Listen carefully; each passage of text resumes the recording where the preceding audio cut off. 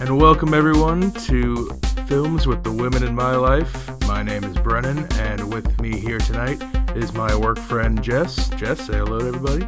Hello, I'm one of the women in Brennan's life. Yes, she's one of the women in my life. And tonight is our inaugural episode, our first episode, and we will be reviewing Green Book. Green Book came out. Yeah. Well, we love Green Book. Do we love Green Book? Came out this past year, 2018, directed by Peter Farrelly, who you will know from such hits as Dumb and Dumber, Shallow Hal, and possibly There's Something About Mary. Those really excellent films that I think you forgot Dumb and Dumber too. Oh yes, and Dumb and Dumber too. I almost forgot. How could I forget about that? Excellent. Yeah. So. The guy, not exactly critically acclaimed films, but this year, Green Book was able to get several Oscar nominations, actually won the award for Best Picture, Best Screenplay as well. Came off a budget of $23 million, currently has $145 million at the box office, still out in a few places, so that could tick up. But a bit of a surprise hit. I don't know if anyone was expecting the minds of Dumber and Dumber to come out with an Oscar-worthy film, but there you go. So I'm going to give a quick summary here of the plot, and then I'll give you the breakdown of how we're going to go about reviewing this. So Green Book is about a working-class Italian-American bouncer gets fired and becomes the driver of an African-American classical pianist on a tour that venues through the deep south of America in the 1960s. And this stars Viggo Mortensen and Mahershala Ali in the titular roles. I guess not titular roles, but we've got Viggo Mortensen as Tony Lip, the bouncer, and we've got Mahershala as Don Shirley, who is the classical pianist. So I guess, Jess, what are your, after seeing Green Book, your first impressions of the movie? So we saw Green Book after it came back in theaters when it became an Oscar nominee, so I kind of already had high hopes for it. But I don't think I had any idea what it was about. This was kind of walking into it blind. I knew it was going to be good, so it's kind of just, before I saw it, I knew it was going to be good, but blind. So I really liked it. I think, honestly, the best part was the character interactions throughout the movie. When you first start watching it, it's just like this old time, everyone's talking different. It brings you back in history. I'm just like, oh, God, what am I getting myself into? I'm not a history buff, so I can't tell you what exactly the era is or what socially was going on at the time. But you could tell, there was women weren't in power. There was a lot of racism. It was set in that tone. But yeah, I liked how it all came together at the end, and there was a lot of growth in it, and we laughed a lot. Oh, yeah, I think so. Yeah, we saw it together in a theater full of, we were easily the youngest people there by 30, 40 years, something like that. It was a nice date night. I guess they let people at a retirement home for a date night, and everyone wanted to go see, it's from the 60s. I remember that. I'm like, I do not remember those. But yeah, I have a similar feeling. I knew a little bit going in. I knew the basic premise. I knew who the two characters were. Not in real life. I had never heard of them in real life, but I understood what it was going to be. And once the nominations started coming in, I'm like, it's probably something I got to see. I missed it on the first run. But I really liked it. I think I agree with you that the characters, the two of them in particular, who, they are the movie. They're 90% of the movie. They work really well together. Better than I was expecting, honestly. That was probably the best part for me, was just the two of them interacting. It starts kind of their relationship. Even comparing just from the very beginning, when Tony had a couple workers, a couple black workers come over and fix something, to where he threw their glasses away, to the very end, the Christmas scene where Doc comes and spends Christmas with them. It's just black and white, literally. Complete opposite, but the whole movie was just a gradual growth of them just becoming friends, and it's really cute. Yeah, so I mean, yeah, I totally agree, and I guess we spoiled a little bit at the end, not a major plot point, but and we'll go into some spoilers now. So if you haven't seen it, I think we're both saying you should go check it out first, and we're going to give you a little bit of a breakdown of how we are going to rank these. So we've got 4 categories that we cover each movie by, and that's the plot. It's like the overall story, the characters, so that involves not just the character itself, but the acting, how they interact with other characters, the visual and sound, kind of like the directing style of it all, how everything looks and sounds to the audience, and then an overall feel, the resonance, the how does it, it can be a really technically done film, but does it hit home? Does it feel is it something you can remember? And then after that, I think we've kind of already given away our position, but we'll give an overall recommend or not recommend of this film. So I think we just get going here, starting with the plot. On a scale from 1 to 5, it's got to be about a 3.5 for me. Kind of, above average, but not great. I liked both of them a lot, but the story is kind of meandering, especially in the beginning. We start with Tony. He's a bouncer at a bar, and he gets kicked out or fired, I guess, because he beats the shit out of a guy, and it seems like he's done this before. He plans it all. He plans this whole thing. yeah. It was it was strategic. It was strategic. Yeah, so it was a strategic plan to further himself with. I guess he's like a mob boss of some sort. I was exactly clear on what it was, but that's kind of the thing. Is like. You get that at the beginning. He stumbles. I think that's what I was saying. It was just a little confusing how it started out. Yeah, so I guess before we go any further on plot, what's your rating on the plot as overall? Oh, I gave it a 4. A 4? Yeah, that's fair.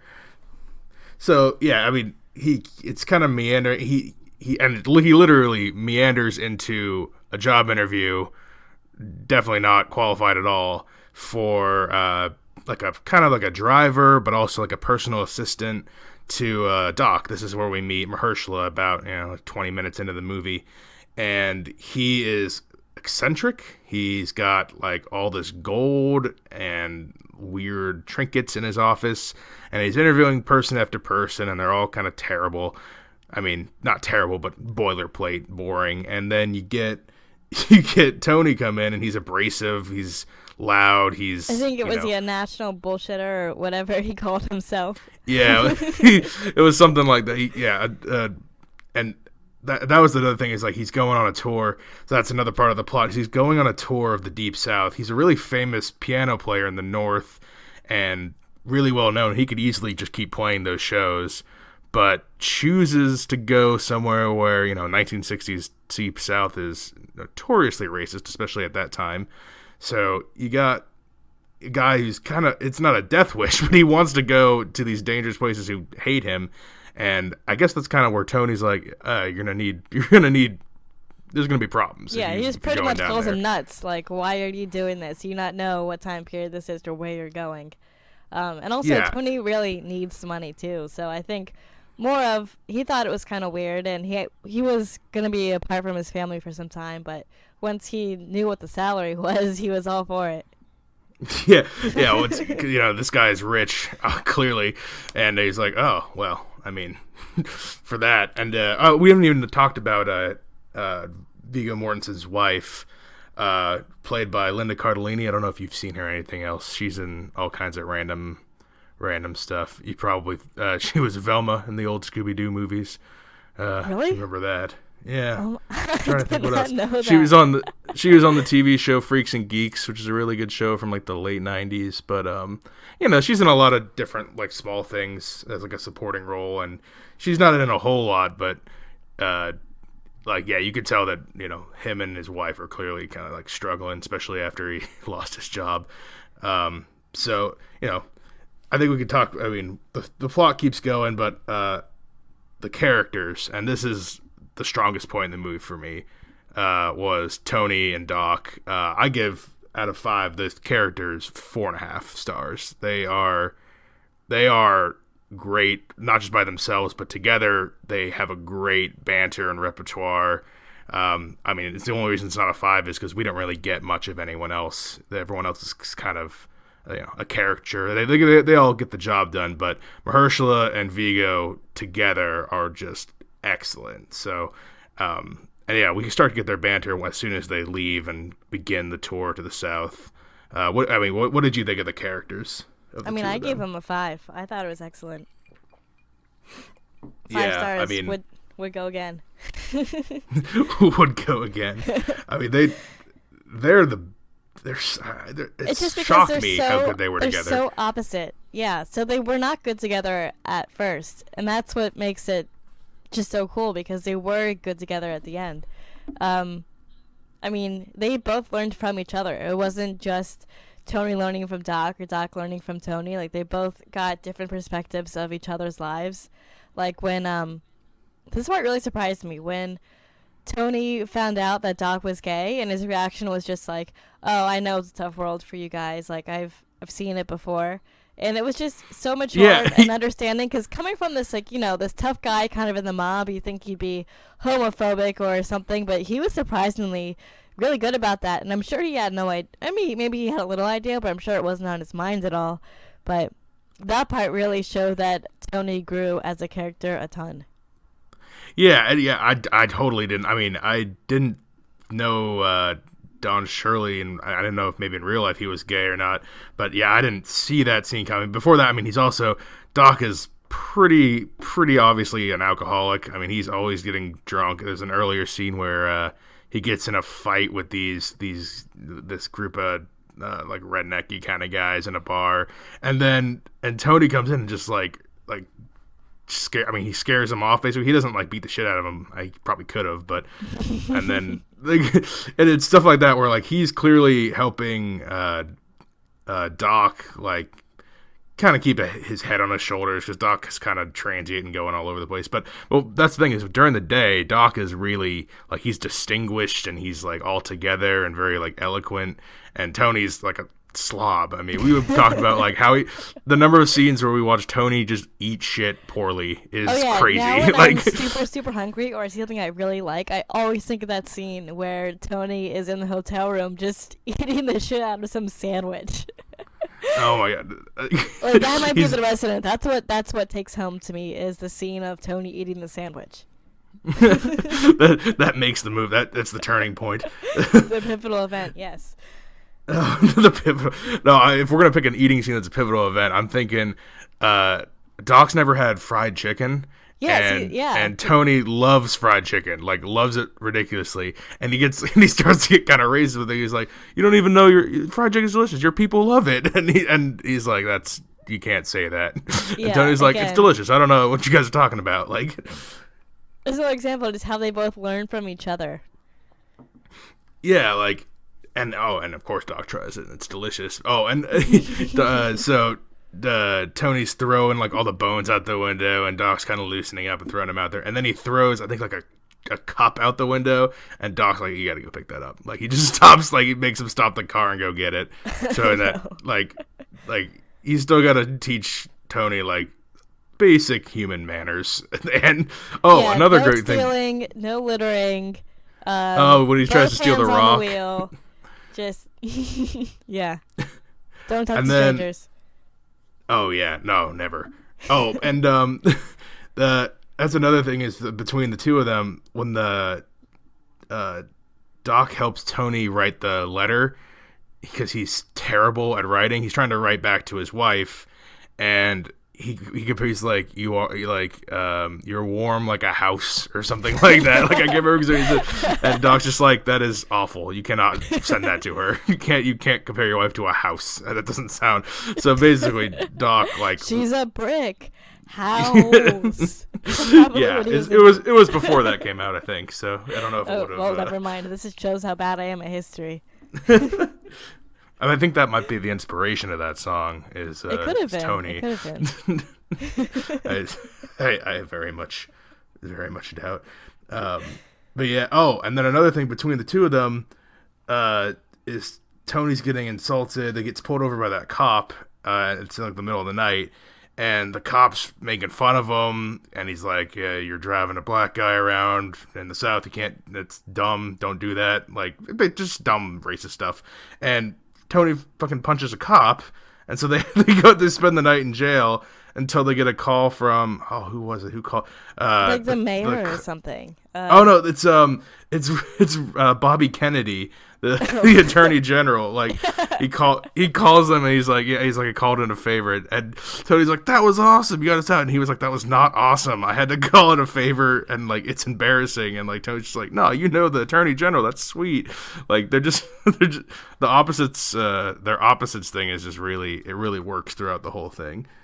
Yeah, it really does. But then I think the Christmas scene just ties it all together. Like going back to what you were saying, how Doc is always drinking, I think Tony understands his depression. Like, he's a black guy, but he's not like every other black guy. He acts like a white guy, so he can't really have anyone to relate to.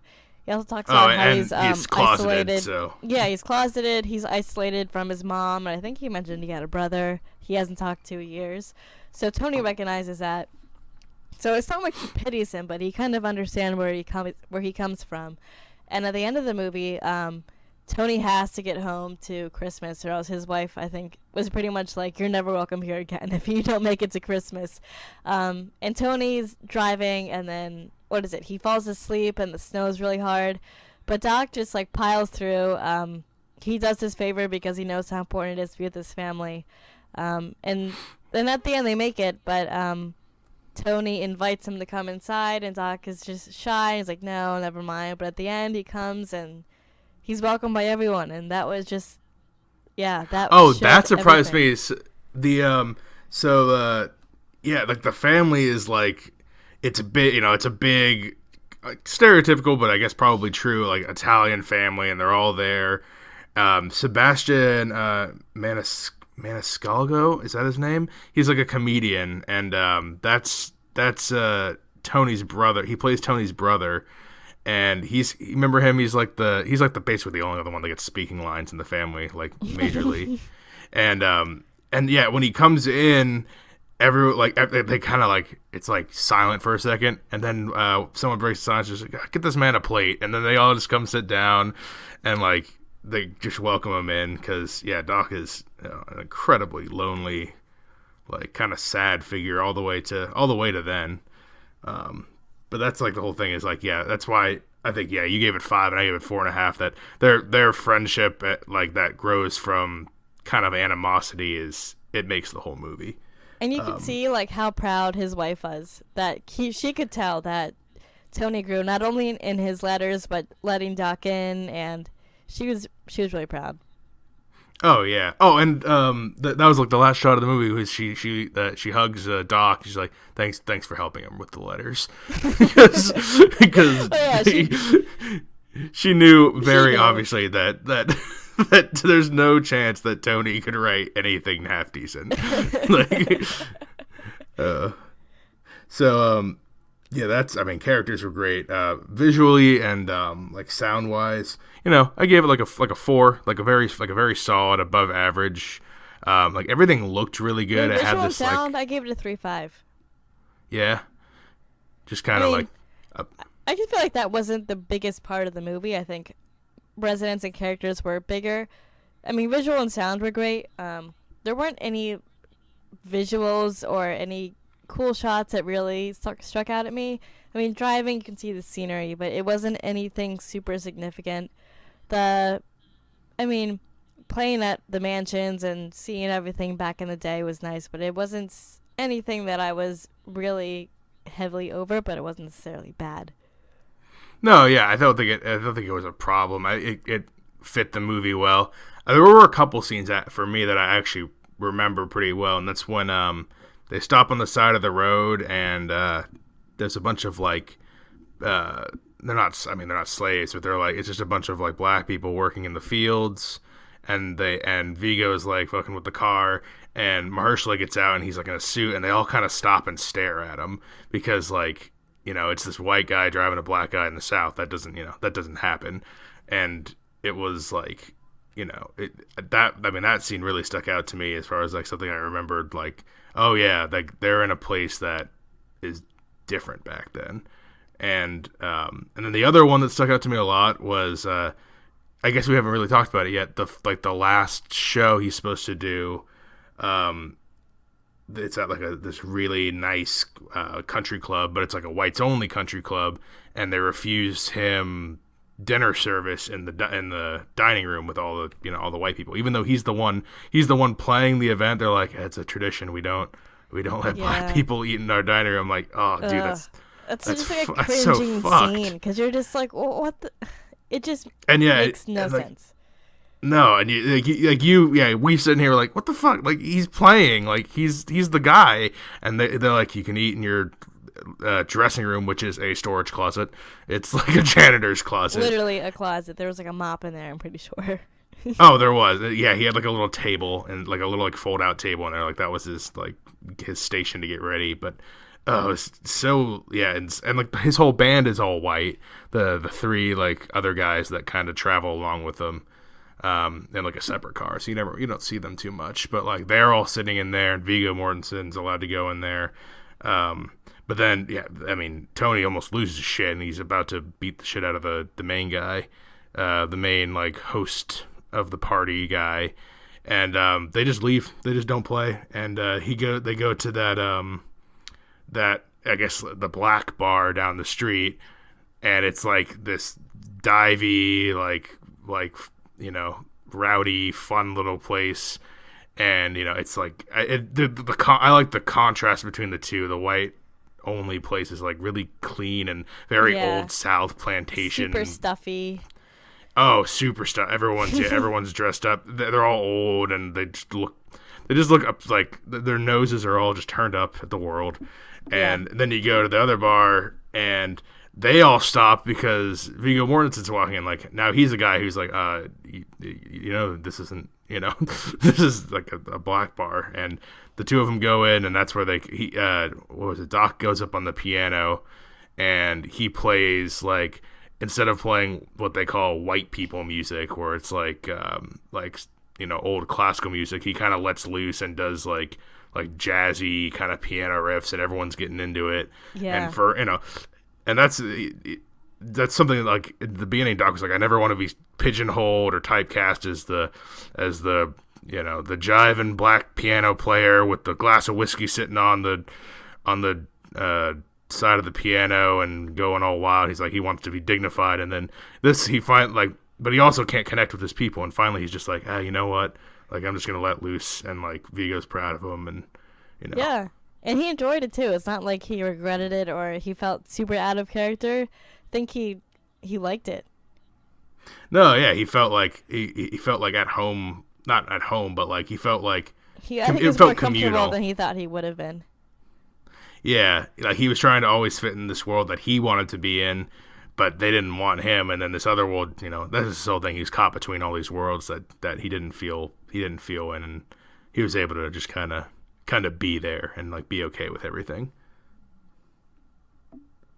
But yeah, and then I guess as a overall resonance, what would you say for like a score for the overall like feeling, the resonance as you had at the end of the movie? I gave it a 4. Close to I don't know. I gave it a 4. A 4? Yeah, that's same. That's what I went with. So like, obviously we talked about the two of them and like all their misadventures and everything that they grown to be with each other. Yeah, I mean, it's a great movie. It's not anything that would really make you cry. There weren't any scenes that were super emotional. It was kind of just an overall, or just watching somebody grow up and learn and mature. Yeah, that's the same. That like me, I cry at so many movies, and this wasn't one. Even though I was with them the whole time and I felt for them, there wasn't like a tear jerking moment. It was like we laughed throughout. I don't know if everything was meant to be as funny as we found it, but it was. Yeah, like, it was just a really good feeling throughout. Yeah, it's just kind of just watching two buddies who wouldn't necessarily become friends, become the best of friends. Yeah, like the odd couple pairing that, I mean, that's the thing in the movie, is that the two of them just work. They work so well. Yeah, and it was just, honestly, a very happy ending. There was nothing, like, no open questions or nothing that was really sad or hurting. It was just like you walked out of that movie and you're like, oh, that was so good. That was great. Yeah, I mean, it was like at the end too. I love how they show like the real life photos of them at the end, and like how they were like then they stayed friends like after this for like I think they both died in 2013, so they basically friends for like 50 years after that. Like, and it's just crazy how they like legitimately became friends after like this one. I think it was like a couple month long tour. Who would have known? Yeah, you didn't even know the plot going in. That's totally blind. Totally blind. So yeah, I think I mean, we've talked about pretty much the whole movie, or kind of our favorite parts. And Jess, would you recommend Green Book? I would recommend. Completely recommend. Who's this for? Because I know like a lot of people were like old in our audience, and like we like all kinds of different stuff. But like as a general audience, who's probably not something you want to bring your younger children to, but I think more of like high school and up, I would say, would really appreciate it. I mean, I think you could probably relate more if you were living in the 60s and you could think back to when that actually happened to you or someone you knew or your relatives. That probably hit home a little bit more than us who just learned it from a textbook or from what our parents told us. But I think, I would say probably high school and up. Yeah, I think so. I think definitely the crowd we were with is the majority of people who are going to get the most out of it. I think so, like the like 50 to 60 and up crowd. But there's something here for anyone who's, an adult. Yeah, like you said, I don't know if kids are going to find it's going to kind of go over their heads. There's some stuff in here they probably shouldn't see anyway. But, as a whole, I think this works for most people. And yeah, that's the thing. It's like even people who don't like, dramatic kind of films, or they only like a certain type of movie. I think this has cross appeal for, it's just a really good pairing, the two of them. And I think most people, whether you like dramatic stuff or like, period pieces or not, I think this is something that could be for anybody. Yeah, I think it's a movie you could play on a date night, or even if you're just on a Saturday afternoon and it's raining and you don't know what to watch, like, oh yeah, throw it on. Whenever this comes across streaming in like in a couple months or so, like, and if you've missed this, definitely check it out if it comes across streaming. It's something you could easily just put on a weekend or a night you don't know what else to watch. It's an enjoyable watch. You're gonna be engaged and not feel bored or looking at your phone or whatever. Like I think this is good. Cool. I think we're good. All right. So, Jess, any other closing thoughts on Green Book? Nope. Just enjoy it as much as we did. Yeah, just enjoy it. Watch it in a room full of old people and laugh way louder than all of them. Obnoxiously so. But, all right. Well, thank you, everyone, for listening, for downloading. Keep your eye out for more movies. I think our next movie I'll be doing with Jess is going to be Cold Pursuit. That is the new Liam Neeson movie. Completely different from this one. We just people know. I know this is our first show. We don't only review Oscar darlings and like we run the gambit. And Cold Pursuit, an extremely different movie from Green Book, which we will be talking about another day. But keep an eye out for that. Also, just as the show is the films with the women in my life. I have a few other co-hosts who will be on later shows. The other women in my life. So, but we love having Jess on. So, thank you, Jess. Thank you. And signing off. This is Brennan, and enjoy your movies.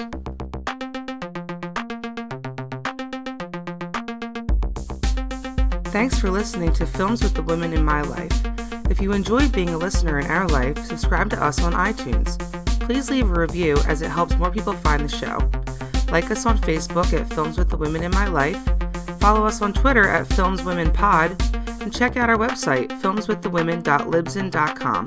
That's filmswiththewomen.libsyn.com. Original music for the show was created by Ian Burke. Original artwork created by Nicole D'Alessio. This show is produced by Brennan Snyder. Thank you again for listening and enjoy your movies.